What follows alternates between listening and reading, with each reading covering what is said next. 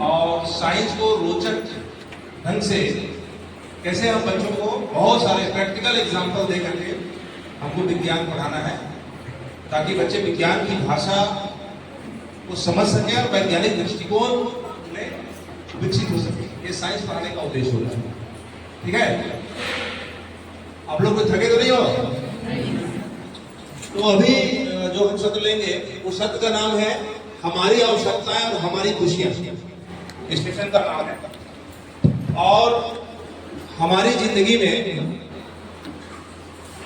बहुत सारी आवश्यकताएं हैं, लेकिन शिक्षक होने के नाते हमारी आवश्यकता थोड़ा डिफरेंट है बाकी लोगों से। तो एक शिक्षक होने के नाते हमारी आवश्यकता क्या है और उन आवश्यकताओं की पूर्ति होते जाते के साथ हमारी खुशियां किस प्रकार से बढ़ती हैं, इस विषय पर हम चर्चा करेंगे। तो सबसे पहला प्रश्न मेरा यह है, इसके पहले कि मैं इस सत्र प्रारंभ करूं, हमारे जीवन का उद्देश्य क्या है? अभी भूल जाइए कि आप टीचर हैं, अभी कुछ समय के लिए भूल जाइए कि आप शिक्षक हैं। इतना याद रखिए कि आप मनुष्य हैं। लेकिन अभी हम देखेंगे कि मनुष्य भी है या नहीं। हम अभी आगे जैसे से हमारा सत्र प्रारंभ होगा और आगे जाएगा, तो इस पृथ्वी में जीव जंतु पशु मनुष्य कई प्रकार के जीव होते हैं और सभी की आवश्यकताएं उनके जीवन की खुशियों से किस प्रकार से रिलेटेड है, उस पर हम बात करेंगे। ठीक इसी तरह हमारे अपनी भी आवश्यकता है और हमारी अपनी आवश्यकता हमारी खुशियों से किस प्रकार से रिलेट करती है, उसके बारे में हम देखेंगे।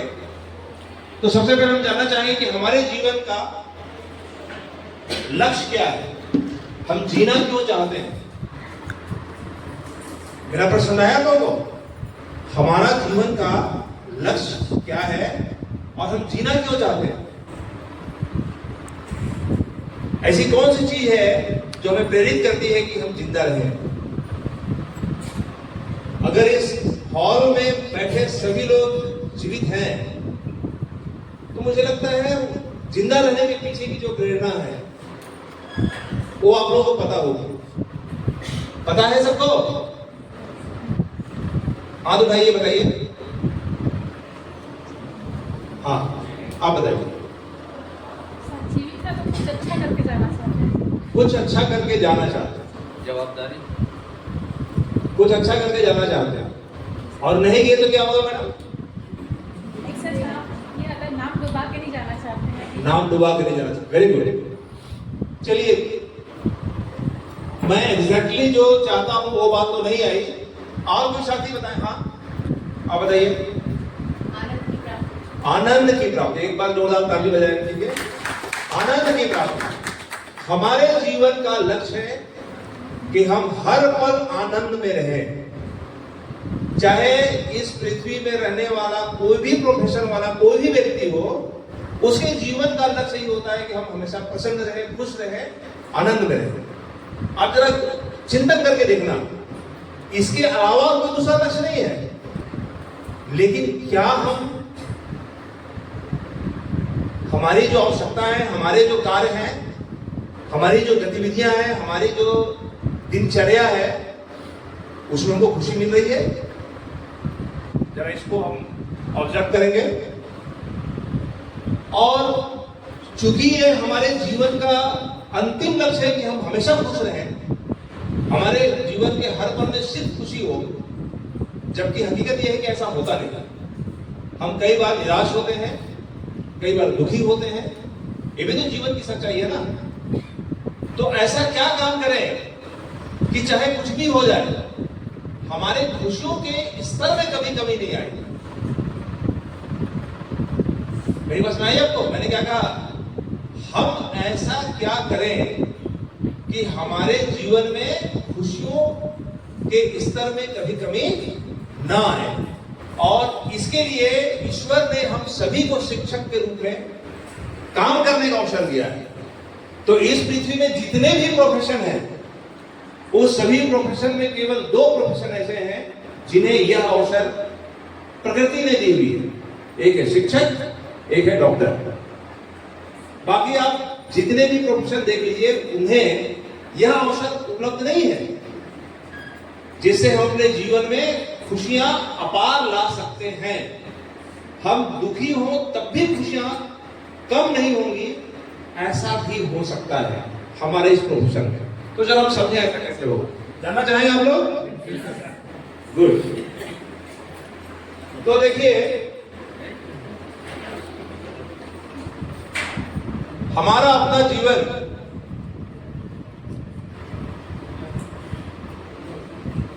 ये जीवन मतलब लाइफ है, राइट। हमारे जीवन में बहुत सारी आवश्यकताएं हैं और उन आवश्यकताओं को मैं सीधे सीधे हमारे जिंदगी की खुशियों से मैं जोड़ रहा हूं।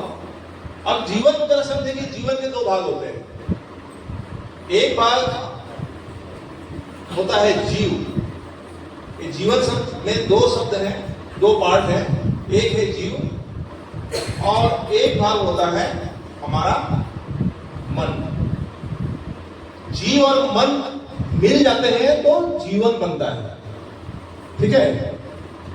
अब जीव मतलब जितने भी जीव जंतु प्राणी मनुष्य, वो सारे जीव के अंतर्गत आते हैं। उसमें पशु भी हैं, मनुष्य भी, मोटा मोटा तो पेश में। और जब हम मनुष्य की बात बोलते हैं तो थोड़ा सा पशुओं से अंतर होता है। उनका अपना मन होता है, उनका अपनी आत्मा होती है। सभी में आत्मा होती है ना। और जब आत्मा बाहर आ जाए तो वो क्या हो जाता है, केवल शरीर बचता है। तो आत्मा विहीन जीवन को जीव के रूप में या शरीर के रूप में हम जानते हैं। अब जीव की आवश्यकता कुछ होगी, मन या आत्मा की आवश्यकता कुछ और होगी। जीव को जिंदा रहने के लिए जितनी भी आवश्यकता होगी या जितनी भी सुविधाएं होंगी, उसको हम जानते हैं। हम आगे भी देखेंगे कि हमें कौन कौन सी चीजों की आवश्यकता होगी। लेकिन जीव की आवश्यकता की पूर्ति जब होती है तो सुख का अनुभव होता है, ठीक है। मैंने क्या कहा? जीवों की या शरीर की आवश्यकता की पूर्ति होती है तो हमें क्या होता है? सुख की प्राप्ति होती है। लेकिन मन की आवश्यकता की पूर्ति होती है तो खुशी मिलता है।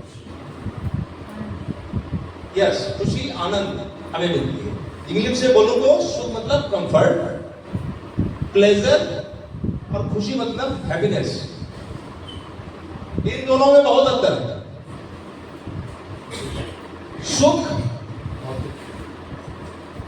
सुख मतलब एक मेंटल स्थिति जहां हमें कुछ समय के लिए अच्छा लगता है, मजा आता है। और मोस्टली जितनी भी सुख की चीजें हैं, जो जिसे हम सुख बोलते हैं, वो हमारी शारीरिक आवश्यकताओं की पूर्ति जब होती है तो हमें सुख मिलता है। और ये क्षणिक होता है, ये अल्पकालीन होता है। इसका नेचर क्या होता है? अल्पकालीन। ऐसा एक भी एग्जाम्पल बताइए कि इस प्रकृति में ऐसी कोई भी सुविधा मनुष्य को मिले जो निरंतर सुख दे। ये संभव ही नहीं है। मेरी बात समझ आप लोग? तो निरंतर सुख देने वाली ऐसी एक भी सुविधा हमारे पास नहीं है, निरंतर जो हमें सुख दे। फॉर एग्जाम्पल, जैसे फैन चल रहे हैं आपके, अच्छा लग रहा है किसको? शरीर को अच्छा लग रहा है, उससे सुख मिल रहा है। फैन बंद हो जाए तो आपको दुख होगा, निराशा नहीं होगी। क्या होगा? दुख होगा। अब अभी कुछ दिनों पहले हमारी भारतीय टीम वर्ल्ड कप 2020 मैच जीती है। आपने देखा होगा अगर उस मैच को, तो सारे प्लेयर्स मैदान में खूब पसीना बहाकर उन्होंने कार्य किया। और जब उन्होंने मैच के अंतिम बॉल पे जब जीत हासिल की, उस वक्त उनको खुशी मिली या सुख मिला? खुशी मिली, उनको सुख नहीं मिला, ठीक है ना? क्या मिला? और हार जाने का क्या मिलता? दुख नहीं मिलता, निराशा होती। क्या होती? निराशा। तो खुशी और निराशा दीर्घकालीन भाव है जो लंबे समय तक रहेगा। प्लेयर्स जब याद करेंगे कि हमने 2024 में 2020 का मैच जीता है, तो तब तक खुश होंगे और ये लंबे समय तक ये खुशी चलने वाली है। ये बात समझ आ रही है ना? लेकिन हमारे शरीर को किसी भी चीज की, किसी भी सुविधा का सुख तभी मिलता है जब हम उस वस्तु का उपयोग कर रहे होते हैं। केवल तभी तक उपयोग करना बंद, पंखा बंद, हमारा सुख खत्म। लग्जरी गाड़ी में बैठने का सुख तभी तक है जब आप लग्जरी गाड़ी में बैठे हो। लग्जरी गाड़ी सुख है, लग्जरी गाड़ी का सुख खत्म। लग्जरियस मकान में तभी तक आनंद मिलेगा या सुख मिलेगा जब तक आप लग्जरियस मकान में।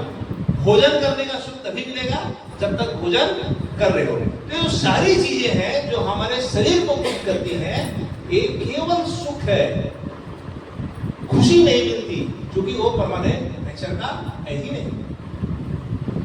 खुशी क्या है? हमारे मन की आवश्यकता की जब पूर्ति होती है, हमारे मन जब संतुष्ट होता है, मन के संतुष्टि के लिए जब हम कोई काम करते हैं और उसमें जो भाव उत्पन्न होता है वो हमारी खुशी है, और वही खुशी हमारे जीवन के लिए सबसे इंपॉर्टेंट। इतनी बात सुना है सबको? अब बताइए, अभी तक आप लोग की जितनी भी आयु हुई है, इतनी आयु में अभी तक की जिंदगी में 30 साल, 32 साल, 35 साल, व्हाटएवर जो भी हो, हम लोगों ने किस चीज के लिए जिंदगी जी है? मैक्सिमम सुख के लिए। ईमानदारी बात है ना? मैक्सिमम सुख के लिए, क्योंकि हमने अभी तक अपने शरीर की आवश्यकता है, जो जीव है ना, इसकी आवश्यकता की पूर्ति के लिए कार्य किया है और शायद कर भी रहे हैं और आगे भी करते हैं। अगर आज का ये सेशन नहीं होता, आज का सेशन लेने के बाद मैं उम्मीद करता हूं कि आप लोग थोड़ा अपनी आत्मा को भी संतुष्ट करने के लिए काम करेंगे, ताकि आपको परमानेंट जीवन की खुशियां मिल सके, और यही हमारा उद्देश्य है। ये बात सुनाई सबको? तो हमारी आवश्यकता बहुत सारी है। इन आवश्यकताओं को एक मनोवैज्ञानिक हुए, साइकोलॉजिस्ट हुए, अब्राहम मैस्लो ने हमारे जीवन की आवश्यकताओं को बहुत अच्छे ढंग से एक्सप्लेन किया है। और उसके पहले कि मैस्लो का जीवन की आवश्यकताओं को हम समझें, हम मानव ब्रेन को जरा समझते हैं। आप में से बहुत सारे शिक्षक बायोलॉजी के हैं,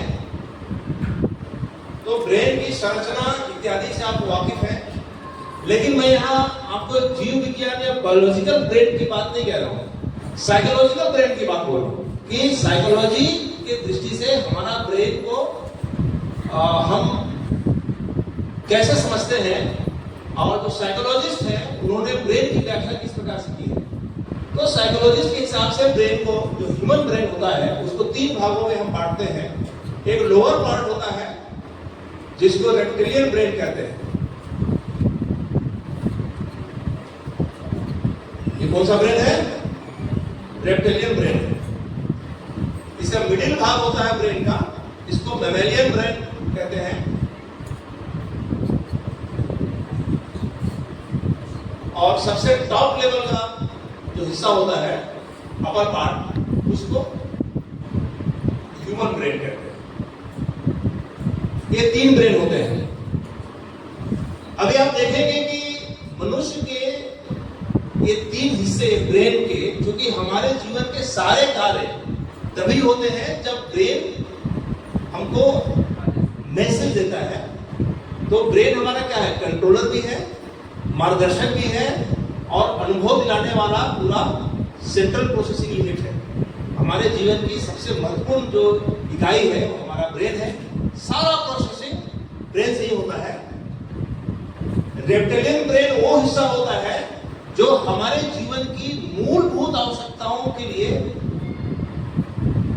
हमें प्रेरित करता है कि उन आवश्यकताओं की पूर्ति हो, ताकि हम इस धरती में सर्वाइव कर सकें। मूलभूत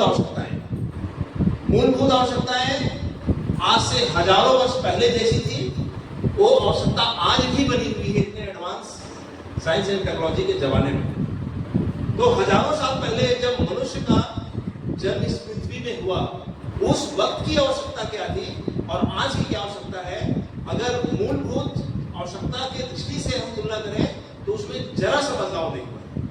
जीने के लिए जो जरूरी आवश्यक चीजें हैं उनमें भोजन, जो सभी जीवों के लिए बराबर है, सभी को चाहिए होता है। दूसरा है पानी, जल चाहिए, बिना जल के हम जिंदा नहीं रह सकते। हजारों साल पहले की आवश्यकता थी, आज की आवश्यकता है। तीसरी जरूरत नींद। तीसरी जरूरत नींद। अगर 2 दिन आते आप कंटिन्यू जग जाओ तो नेक्स्ट डे आपको अपने आप में ऐसा लगेगा जैसे मैं हवा में उड़ रहा हूं, उड़ रही हूं, ऐसा महसूस होता है ना। तो ये बेसिक नीड है। और हवा तो है ही, बाय डिफॉल्ट हमको हवा ऑक्सीजन चाहिए होता है, ये हम ले ही रहे हैं, उसके लिए एक्स्ट्रा एफर्ट नहीं लगाना पड़ता है। लेकिन भोजन के लिए, पानी के लिए और नींद के लिए थोड़ा हमको एफर्ट लगाना होता है।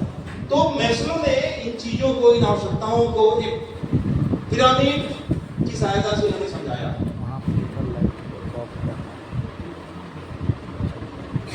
इस पिरामिड में जैसे जैसे हम नीचे से ऊपर जाएंगे, हमारे आवश्यकताओं का स्तर, आप देख रहे हो, आवश्यकताएं कम होती जाएंगी, क्वालिटी बढ़ती जाएगी। तो क्वांटिटी आवश्यकता की कम होगी, लेकिन आवश्यकता की क्वालिटी बढ़ेगी। सबसे ज्यादा नीचे स्तर की जो आवश्यकता है, लेवल 1 की, ये फिजियोलॉजिकल या भौतिक नीड है, भौतिक आवश्यकता है, जो रेप्टिलियन ब्रेन से कंट्रोल होता है, जिसमें फूड है, वाटर है और नींद है। मुख्य रूप से ये आवश्यकताएं सभी जीवों में होती है। अब अगर ये आवश्यकता पूरी हो गई तो जीव, मतलब पशु, मनुष्य, सभी एक लेवल तक खुशी का अनुभव कर सकते हैं। अगर ये आवश्यकता भी पूरी नहीं हुई तो उनके जीवन में खुशी बिल्कुल भी नहीं हो पाएगी। क्योंकि ऐसे बहुत सारे अभी भी लोग हैं इस पृथ्वी में जिन्हें भोजन भी प्राप्त नहीं हो पाता है, और उनके जीवन में खुशियां का तो सवाल ही नहीं उठता, क्योंकि बेसिक नीड है। अगर बेसिक नीड भी पूरी नहीं होगी तो जीवन में खुशियां का तो कोई सवाल ही नहीं उठता। कितनी बात सुना रही है? तो मैं उम्मीद करता हूं कि हमारे इस हॉल में बैठे हुए सभी लोगों को ये बेसिक नीड उपलब्ध है, और सभी लोग इस लेवल तक की खुशियां अभी तक आप लोगों को प्राप्त है। क्लियर है? ये नीड पशुओं में भी पाई जाती है, क्योंकि पशुओं में भी जरूरी है, उन्हें भी भोजन चाहिए, पानी चाहिए, नींद चाहिए।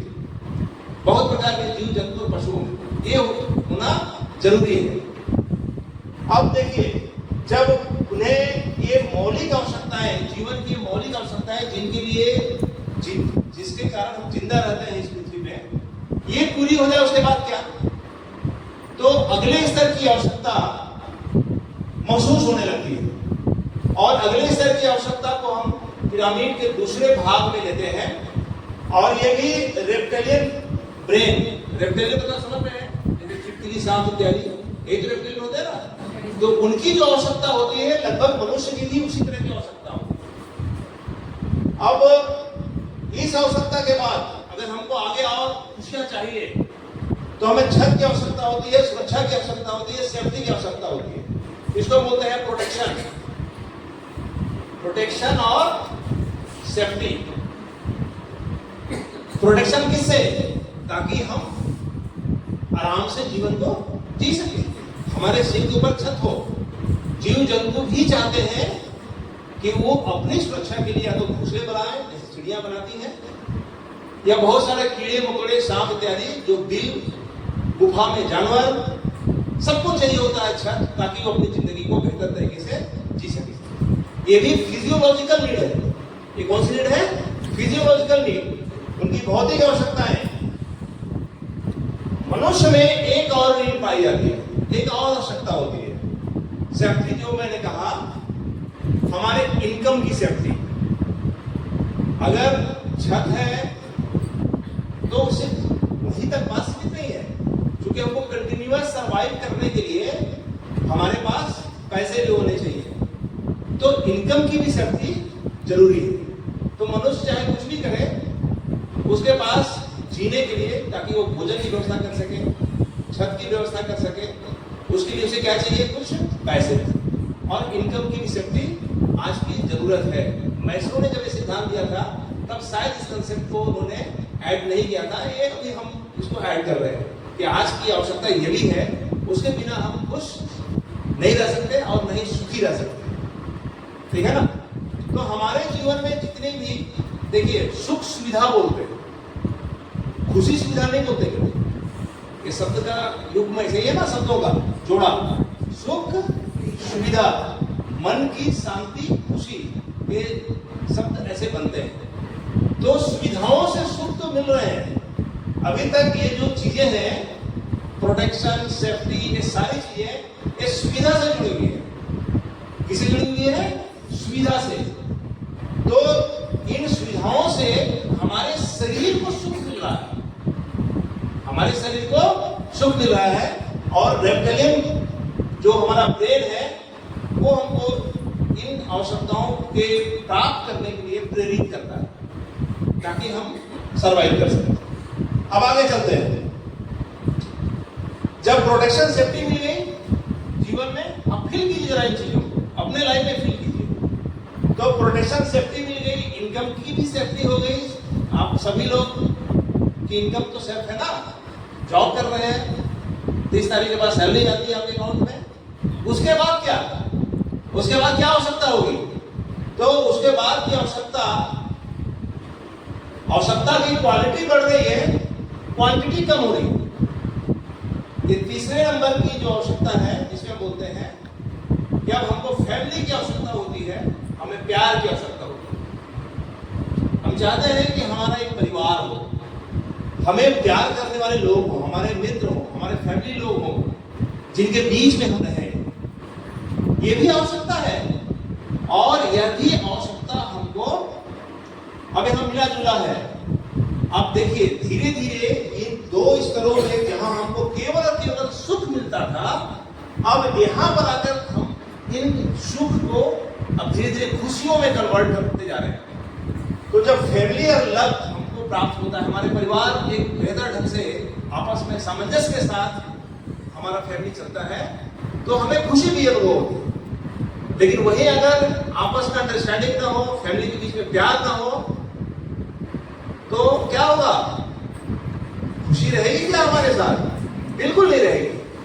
तो नेचर एक्चुअली इनका भी है, और ये मैमेलियन ब्रेन से कंट्रोल होता है ये वाली चीज, फैमिली और लव का होना। क्योंकि जितने भी स्तनधारी जीव होते हैं, उनकी भी फैमिली होती है और उनके परिवार के बीच में प्यार होता है, उनके भी फ्रेंड्स होते हैं, मित्र होते हैं। ये बात अनुभव कर सकते हैं हम लोग। तो ये 3 स्तर की जो आवश्यकता है, ये मुख्य रूप से जीवों के, मनुष्यों के, पशुओं के सुख से जुड़ी हुई है। अभी प्योर खुशी के लिए लेवल पे हम उस आवश्यकता को प्राप्त नहीं कर पाए जिससे हमें खुशी मिले।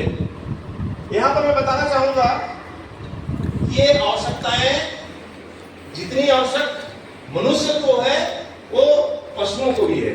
मतलब यहां पर पशु और मनुष्य दोनों बराबर है, ये तीनों स्तर की आवश्यकता है।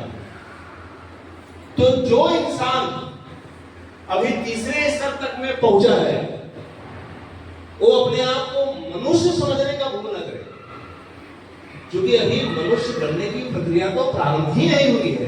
क्योंकि वास्तव में हमारे ब्रेन का, ह्यूमन ब्रेन का इस्तेमाल भी नहीं हुआ है। बस में आ रहा है? अभी मैमेलियन ब्रेन हमारा है, स्तनधारी जीवों के में, जो पशुओं में भी होता है, मनुष्य में भी होता है, वो कंट्रोल करता है कि फैमिली और लव हो।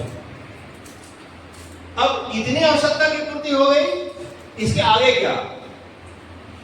अब इसके आगे जो चौथे स्तर की आवश्यकता है, 4th लेवल की आवश्यकता है, उसको हम कह सकते हैं कि यदि इस आवश्यकता के लिए, इस आवश्यकता को समझें, तब वास्तव में हम मनुष्य बनने की प्रक्रिया को प्रारंभ कर पाते हैं। और अगर इस आवश्यकता का महसूस भी हम नहीं करते हैं तो हम मनुष्य कहलाने के लिए हमारे पास पर्याप्त योग्यता पात्रता नहीं है।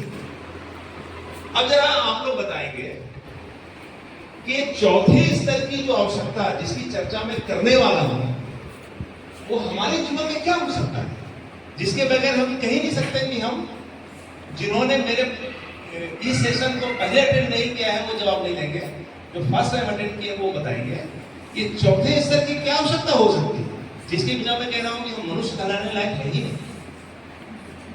बताइए, और कोई आवश्यकता है हमारे जीवन में?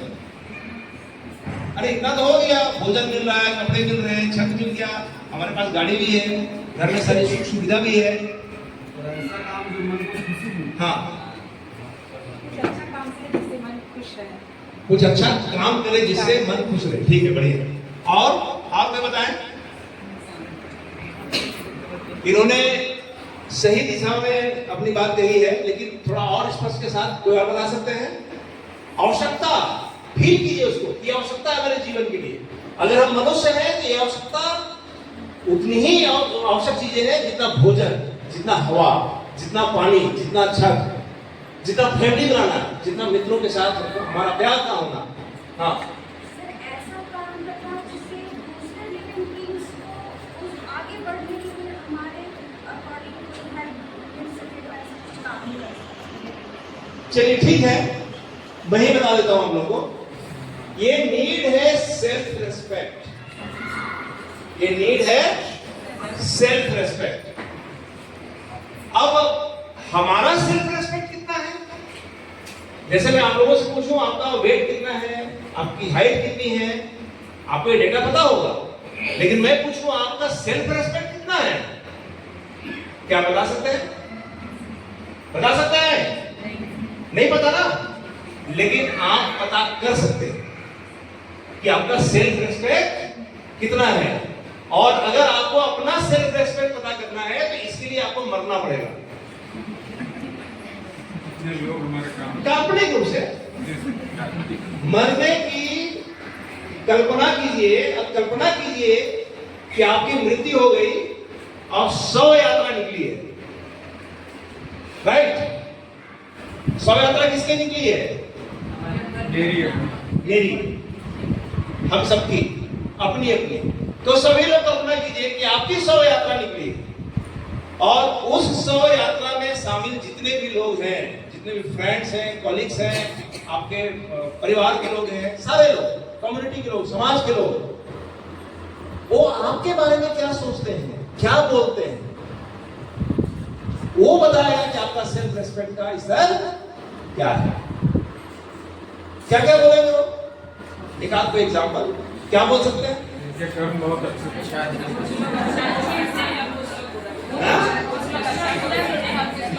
खड़े बोलिए, खड़े बोलिए। आप अपनी बात बोलिए। आपकी 100 यात्रा में आप लेटी हुई हैं, लोग चल रहे हैं, लोग क्या कमेंट करेंगे आपके बारे में? कुछ लोग अच्छा भी बोलेंगे और कुछ लोग बुरा भी। कुछ लोग बुरा ही बोलेंगे। बुरा में क्या बोल सकते हैं? कि इसने हम लोग के साथ अच्छा नहीं किया या धरती काम किया, वो अच्छा हुआ धरती का बोझ है चला गया, चला गया। हो सकता है। अगर इस प्रकार के कमेंट्स आते हैं तो इसका मतलब क्या है? पांचवी जीवन जी, इसका मतलब क्या है? हम पांचवी जीवन जी। क्योंकि हम डिजर्व नहीं करते हैं कि हम मनुष्य के रूप में गिने जा रहे हैं। हमारी मनुष्य वाली श्रेणी है ही नहीं, हमें मनुष्यता है ही नहीं, क्योंकि हमने अभी तक 1, 2, 3 जो आवश्यकता है, जो पशु की आवश्यकता है, हमने तो पूरी जिंदगी पशुओं जैसा जिंदगी जी है।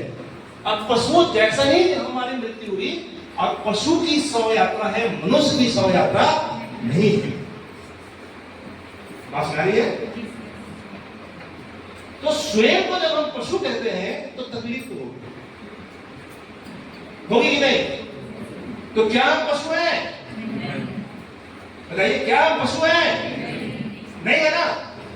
लेकिन केवल यह कह देना कि हम पशु नहीं हैं, बात हो जाएगा? नहीं, हमारे में क्वालिटी हमको प्रमाणित करना पड़ेगा कि हम पशु नहीं है। You are have to prove that you are not an animal. हम सबका जन्म भगवान ने मनुष्य के रूप में इस धरती पे किया है ना? मनुष्य योनि में हमारा जन्म हुआ है कि नहीं? तो जब मनुष्य योनि में हमारा जन्म हुआ है और अगर हम पशु के रूप में हमारी मृत्यु हो रही है, ये तो घोर अनर्थ है। घोर अनर्थ है कि नहीं? बिल्कुल है। क्या ऐसा होना चाहिए? बिल्कुल नहीं। तो अगर हम मनुष्य योनि में हमारा जन्म हुआ है तो हमारी आवश्यकता भी मनुष्यों जैसी होनी चाहिए और उन आवश्यकताओं की पूर्ति करने के लिए हमको काम करना चाहिए ताकि उन आवश्यकताओं की पूर्ति हो। मजे की बात यह है कि हमारा ब्रेन का ये जो सिस्टम है, मैमेलियन ब्रेन, ये भी यहां तक सक्रिय है। अभी तक ह्यूमन ब्रेन का यूज ही नहीं हुआ। मतलब पशुओं में भी ये गुंजाइश है कि वो पशुता से ऊपर उठ के मनुष्यता हासिल कर सके। ये तो ही बता रहा है, क्योंकि स्तनधारी करते हैं तो उसमें जानवर भी आते हैं। राइट और रॉन्ग? ठीक बोल रहा हूं? तो जब पशुओं को भी वो अवसर प्राप्त है, और शायद इसीलिए पुलिस विभाग में बहुत सारे कुत्ते होते हैं जिन्हें डीएसपी तक का रैंक हासिल होता है। उन्हें सैलरी मिलती है, पता है? उनका रैंक होते हैं, उनके गार्ड होते हैं, उनका प्रोटोकॉल होता है। आपको पता है कि नहीं? तो ऐसे पशु भी हैं जिन्हें मनुष्यता का प्रमाण पत्र शासकीय तौर पर दिया जाता है। और हम शिक्षक जो मनुष्य होते हुए भी अगर हमें मनुष्यता का प्रमाण पत्र न मिले तो इससे बड़ा घोर अनर्थ और कुछ भी हो नहीं सकता। ठीक बोल रहा हूं? समझ है? तो हमें प्रमाणित करना पड़ेगा कि हम मनुष्य हैं, हमें मनुष्यता है और मनुष्यों जैसी जो आवश्यकता होनी चाहिए वो हमें हासिल करना, क्योंकि इसको तो प्रूफ करना पड़ेगा कि हम मनुष्य हैं। सिर्फ कह देने से कि हम मनुष्य बात बनने वाला नहीं। तो ये जो चौथे वाली आवश्यकता है जिसको हम सेल्फ रेस्पेक्ट बोलते हैं, ये रेस्पेक्ट कैसे बढ़ेगा? जब लोगों का सम्मान हमको मिलेगा। ठीक है? धन की वृद्धि कैसे होती है? जब तिजोरी में धन हम भरते जाते हैं तो क्रमशः धन का स्तर भी बढ़ता है। बुद्धि का स्तर कैसे बढ़ता है? जब ज्ञान धीरे धीरे अर्जित और खर्च दोनों अर्जित भी करते हैं, खर्च भी करते हैं, तो हमारा ज्ञान बढ़ता है। उसी तरह से अगर हम मनुष्यता हासिल करने के लिए इस आवश्यकता को समझें तो हमें सम्मान मिलेगा। अब सवाल उठता है कि जितना सम्मान मिलेगा उसी का पूरा मिला जुला जो संचयित रूप है वही तो हमारा सेल्फ रेस्पेक्ट है। सेल्फ रेस्पेक्ट क्या है? वही तो, ताकि हमारी शव यात्रा में सारे लोगों की आंखें नम हो, सभी यह कहें कि समाज के लिए उपयोगी यह शिक्षक, यह प्राणी था। इसके जाने से हमारे समाज को क्षति हुई, हमारे स्कूल को क्षति हुई, बच्चों के भविष्य को नुकसान हुआ है। अगर इस तरह की सोच, इस तरह के कमेंट शव यात्रा में मिलते हैं तो उससे हमको पता चलता है कि हमारा सम्मान कितना है, हमारा रेस्पेक्ट कितना है, और तब हम कह सकते हैं दावे के साथ कि हमें सेल्फ रेस्पेक्ट है। क्लियर है बात? तो अपना सेल्फ रेस्पेक्ट नापने का थर्मामीटर यही है, उसके लिए मरना ही पड़ेगा। लेकिन दुर्भाग्य से मरने के बाद किसी काम का नहीं है। हम मर जाए तो क्या काम का है? रेस्पेक्ट जीरो हो, हाई हो, डजंट मैटर। लेकिन जिंदा रहते हुए मृत्यु के पहले अगर हम अपने रेस्पेक्ट को एक ऊंचाइयों तक लेकर जाएं, वो हमारे काम का है, ताकि मरने के बाद भी रेस्पेक्टफुली हम याद किए जा सके लोगों के मन में। ठीक है? बात आ रही सबको? तो इसके लिए क्या करना पड़ेगा? अब इसके लिए ईश्वर ने हम सभी लोगों के साथ एक बहुत बढ़िया काम किया है कि हमको शिक्षक बना दिया। हमको क्या कर दिया? शिक्षक बना दिया। अब एक मिनट के लिए हम सोचे कि अगर जो दूसरे लोग हैं, मैंने कहा शिक्षक डॉक्टर के अलावा तो कोई भी प्रोफेशन को आप कल्पना करिए, कोई भी profession XYZ other than teachers and doctors, वो थोड़ी सी गलती करें या आपका जिन जिन लोगों से जीवन में पाला पड़ा हो, तो इतने आसानी से कोई काम होते नहीं, आपको पता है। और उस परिस्थिति में लोगों के मन में उनके प्रति कभी कोई सुना है, लेकिन शिक्षक के साथ क्या है, क्योंकि हमें जिम्मेदारी दी गई है कि हम बच्चों को पशु से मनुष्य बनाने का काम कर सकते हैं। बच्चे तो पशु नहीं है, हम उसको मनुष्य बनाए, ये महान कार्य करने का जिम्मा किसको है? शिक्षकों को है। तो पहले शिक्षक खुद तो मनुष्य बने, तब बच्चों को मनुष्यता का शिक्षा दे पाएगा। जो चीज हमारे पास है ही नहीं, हम दूसरों को कैसे देंगे? अगर हमें मनुष्यता नहीं है तो हम दूसरों को मनुष्यता का गुण कैसे सिखाएंगे? तो क्या करना पड़ेगा? सबसे पहले हम सबको मनुष्य करना पड़ेगा, और मनुष्य बनने के लिए मनुष्यता हमें लानी होगी, मनुष्यता के गुण लाने होंगे। और ये काम केवल और केवल हम अपने बच्चों को बेहतर तरीके से शिक्षित करके हम कर सकते हैं, जिससे हमारा रिस्पेक्ट न सिर्फ बच्चों के मन में हो, हमारे कॉलेज के मन में हो, हमारे प्रिंसिपल के मन में हो, हमारे कम्युनिटी के मन में हो, जितने भी समाज के लोग हैं जो हमें जानते हैं उनके मन में हो कि एक आदर्श शिक्षक है जो अपना जीवन बच्चों को बेहतर भविष्य बनाने की दिशा में समर्पित कर दिया। हो सकता है या नहीं हो सकता है? तो ऐसे शिक्षक जो अपने आत्मसम्मान के लिए काम करते हैं, यहां मैंने सिर्फ इसलिए लिखा है, ये खुद करना पड़ेगा। हमारे इस पृथ्वी में ऐसे करोड़ों लोग हैं जिन्हें ये वाली आवश्यकता, ये वाली आवश्यकता, ये वाली आवश्यकता, ये 3 स्तर की आवश्यकता की पूर्ति करने के लिए एक्स्ट्रा एफर्ट नहीं करना पड़ा। आप में से भी बहुत लोग होंगे जो जन्म के साथ ये चीजें मिल गई होगी, ये भी मिल गई होगी, और शायद ये भी। इसके लिए आपको अपना एफर्ट लगाने की जरूरत नहीं है, लेकिन रेस्पेक्ट अर्न करने के लिए आपको अपना खुद एफर्ट करना पड़ेगा। इसके लिए कोई दूसरा व्यक्ति आपको कुछ नहीं कर सकता, ना माता पिता, ना फ्रेंड, कोई कुछ नहीं कर सकता। रेस्पेक्ट करना है तो you have to do yourself. Nobody can help you in this direction, right और रॉन्ग? ठीक हो ना? सेल्फ रेस्पेक्ट कमाना है तो उसके लिए हमको खुद आगे आना पड़ेगा और खुद हमको कमाना पड़ेगा। और जिसका जितना अधिक ऊंचा सेल्फ रेस्पेक्ट, उसके जीवन में खुशियां भी उतनी ही ऊंचे स्तर पर। इसमें कोई डाउट नहीं है ना? अब खुशियां इतनी ज्यादा हो जाए कि ये 3 स्तर की आवश्यकता वो गौण हो जाए, उसके जीवन में इन चीजों की अब कोई वैल्यू ही नहीं। तो ऐसे लोग थोड़ा ऊपर जाते हैं और 5वें स्तर की आवश्यकता को अनुभव करने लगते हैं, और ये 5वें स्तर की आवश्यकता को हम बोलते हैं सेल्फ एक्चुअलाइजेशन। सेल्फ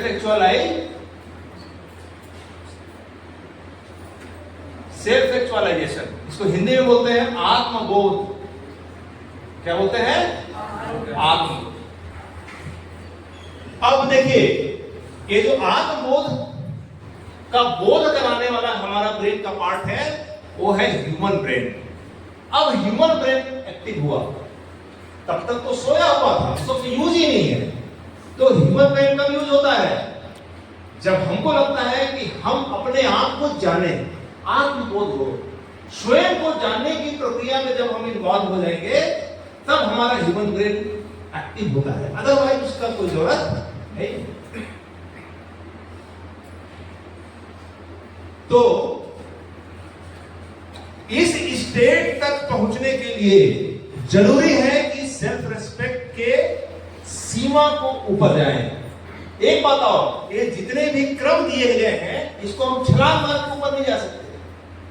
अगर आप भूखे पेट हैं तो आपको सुरक्षा छत में भी आप खुश नहीं रह सकते। अगर आपके पास छत नहीं है, भोजन नहीं है, तो आप फैमिली भी नहीं बना सकते। ये बात समझ में आ रही है? आपको अच्छा ही नहीं लगेगा, क्योंकि ये आवश्यकता क्रम से ऊपर की ओर जाएगी और उसी क्रम से हमारे जीवन में खुशियां आएंगी। लेकिन कुछ मनुष्य ऐसे होते हैं जो अपने सेल्फ रेस्पेक्ट को इतना हाई कर लेते हैं कि वो सेल्फ एक्चुअलाइजेशन की आवश्यकता को महसूस करने लगते हैं और उसके लिए जीते हैं। सेल्फ एक्चुअलाइजेशन की आवश्यकता को महसूस करने वाले इस पृथ्वी में हार्डली 1% लोग हैं। आत्मबोध की आवश्यकता हमारे जीवन में है, ऐसा अनुभव करने वाले इस पृथ्वी में मुश्किल से 1% लोग हैं। और इस स्तर पे वो इतनी ज्यादा खुशियों के सागर में रहते हैं कि वो अपने बारे में जान लेते हैं कि उनका जीवन क्यों है, और वो तब केवल और केवल दूसरों के खुशियों के लिए, दूसरों की जिंदगी की बेहतरी के लिए अपना जीवन को समर्पित कर देते हैं। फिर वो अपने बारे में नहीं सोचते, वो बहुत ऊपर उठ चुके होते हैं। ये आवश्यकता है मनुष्य होने की। और ऐसे लोगों में जैसे स्वामी विवेकानंद जी, हमारे महात्मा गांधी जी, एपीजे अब्दुल कलाम जी, अब्राहम लिंकन, बाबा साहब अम्बेडकर, ऐसे ढेरों नाम हैं जिन्होंने अपनी जिंदगी में सेल्फ एक्चुअलाइजेशन की आवश्यकता को समझा और जिया और पूरे जीवन दूसरों की सेवा में लगा दिए। और इसमें उनका अपना स्वार्थ था कि वो खुशियों की जो चरम है, परमानंद है, ब्रह्मानंद है, उस स्तर को प्राप्त करें। ये उनका अपना स्वार्थ। तो क्यों ना हम भी ऐसे स्वार्थी बने? बनना चाहिए कि नहीं? बनना चाहिए ना। तो एटलीस्ट हमारे जीवन में ढेर सारी खुशियां हो, इसके लिए तो हमें प्रयास करना होगा। हम ये नहीं कहते कि हम विवेकानंद जी जैसा बन जाए, बट हमारी सोच विवेकानंद जी जैसी, महात्मा गांधी जैसा, एपीजे अब्दुल कलाम जैसा, ताकि हम अपने स्टूडेंट्स के बारे में कम से कम ऐसा सोचिए, जिन बच्चों को हम पढ़ा रहे हैं उन बच्चों का भविष्य को हम बेहतर करने का काम करेंगे। और ये काम तभी हो पाएगा जब हम परिश्रम करके, मेहनत करके अपनी ड्यूटी करें। और बाई प्रोडक्ट के रूप में नहीं, बाई प्रोडक्ट आपका सैलरी है, जो सैलरी मिलती है वो बाई प्रोडक्ट है। मेन तो खुशी के लिए हमको काम करना है। मुख्य हमारा लक्ष्य क्या है? खुशी। जब हम क्लास में जाएं तो पढ़ाने में मजा आना चाहिए। आप क्लास से बाहर आए तो इस बात की खुशी होनी चाहिए कि आज मैंने जिस सब्जेक्ट को, जिस टॉपिक को बच्चों को पढ़ाया, उसको पढ़ाने में बहुत मजा आया, बहुत आनंद आया। मैं दावे के साथ कह सकता हूं, सभी शिक्षक को पता होता है जब वो क्लास पे जाते हैं तो उनका पढ़ाई का स्तर कैसा था, ये प्रत्येक शिक्षक को पता होता है। लेकिन बहुत सारे शिक्षक शुतुरमुर्ग की तरह ये सोचते हैं कि चलो आज मैंने 40-50 मिनट लेक्चर दिया, माय ड्यूटी इज फिनिश्ड, मेरा काम हो गया। बच्चे क्या सोचते हैं आपके बारे में, इसके बारे में कभी कल्पना किया नहीं। तो ये भी सोचो कि जैसे 100 यात्री मृतक के बारे में जो जो कमेंट्स करते हैं, लगभग उसी तरह के कमेंट आपके क्लास छोड़ने के साथ बच्चों के भी होते हैं। कभी सोचना और उस सोच को खुशियों में बदलने का प्रयास करना। Thank you.